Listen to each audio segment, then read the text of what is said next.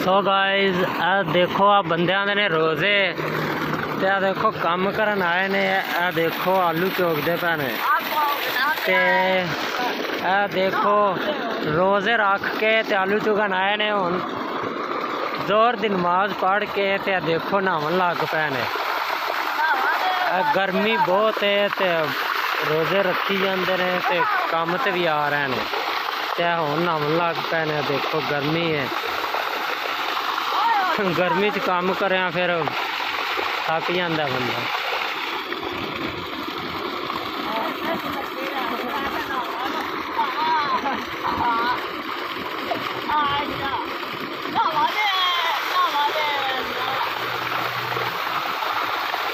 देखो छोटा है बच्चे इंदा भी रोजा है तो रोजा रख के काम करन आए ने।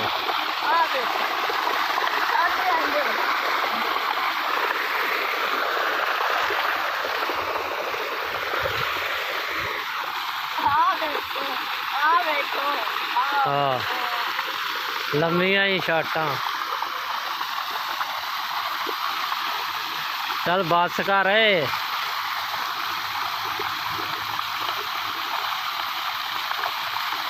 अरे उठ पे चलिए, लेवर अपड़ गई है। वाह भाई रोजा लग गया ही।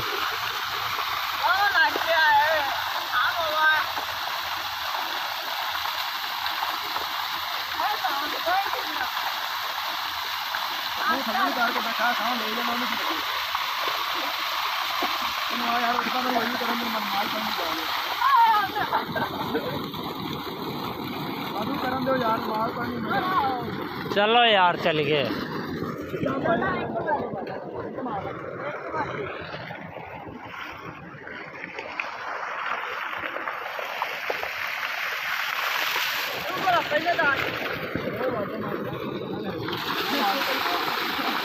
चल फिर आ जाओ।